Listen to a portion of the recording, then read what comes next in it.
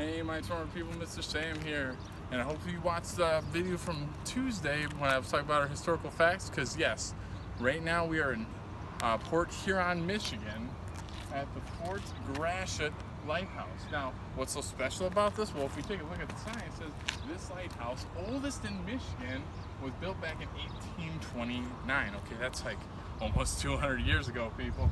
And it's still standing to this day. It's, of course, reached its peak height in 1933 at 86 feet.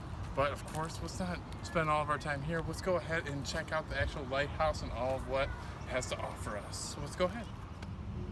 As you can see in our background, we can see the top of that lighthouse. But let's talk about our structures that we have here first. Our first building right here, that is the keeper's cottage. Okay, because back then, being a lighthouse keeper was a full-time job, so you had to be sleeping here, so you had to make sure that light did not go out, because you never know what ships are trying to sail in.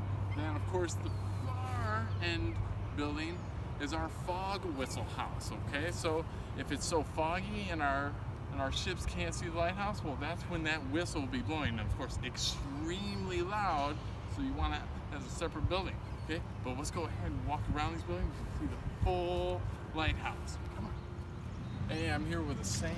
Clair River runs into Lake Huron. And of course, as we span our view over here, we can see our Fort Gratiot Lighthouse. Now, of course, on this picture, we can see some pretty cool facts. Of course, that it replaced an old lighthouse that only lasted about 3 years.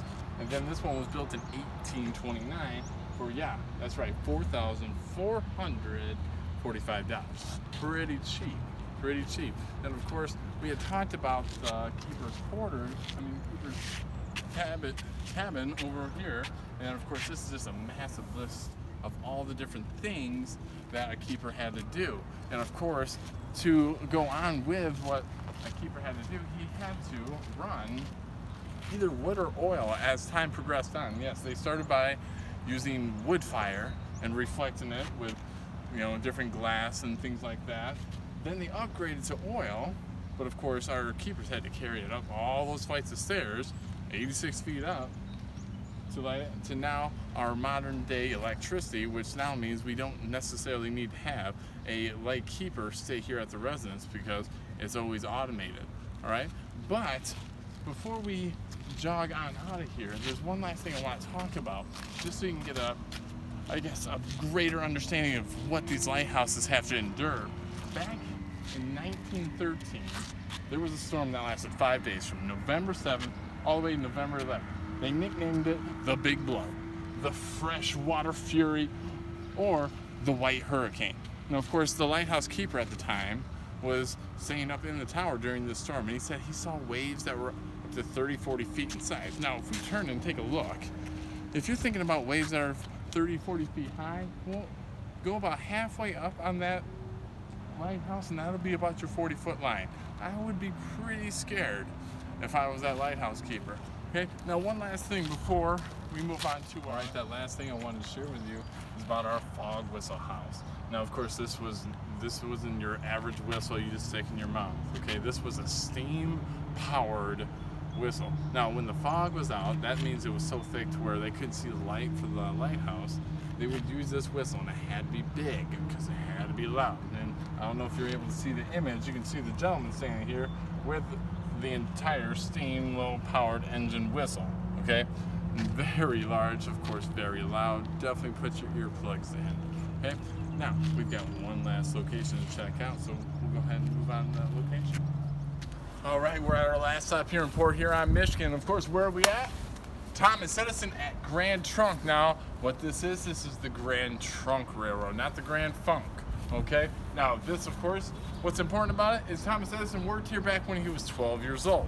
Okay, back in 1859. Okay, very long time ago. And of course, what did he do? He sold snacks and newspapers to all the passengers. Now, this structure that you can see right behind me, well, this is that very same depot that Thomas Edison worked at when he was 12 years old. Okay, now, do excuse me, we do have some noises because we're right by a bridge, which we'll talk about in just a moment. Now, of course, what's cool about this is they have a whole tour that you can do, but we can get little glances of what we can see inside. They try to mimic what things would be like. Now, I don't know if we can really make out a good picture, but Okay, we got a lady in there with a bonnet, someone waiting in line. Looks like a schoolhouse. Okay, or a really cool one. We'll come wrapping around here. We'll check out our old passenger car.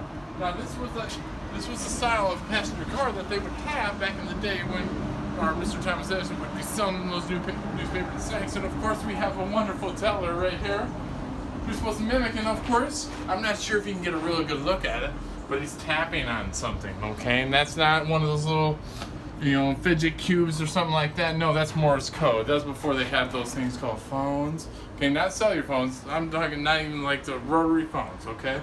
And of course, this is supposed to mimic what the waiting area would look like at one of these train stations, okay? But to wrap things up, I want you to follow me out over here. Watch out for the train. Don't run into it, okay?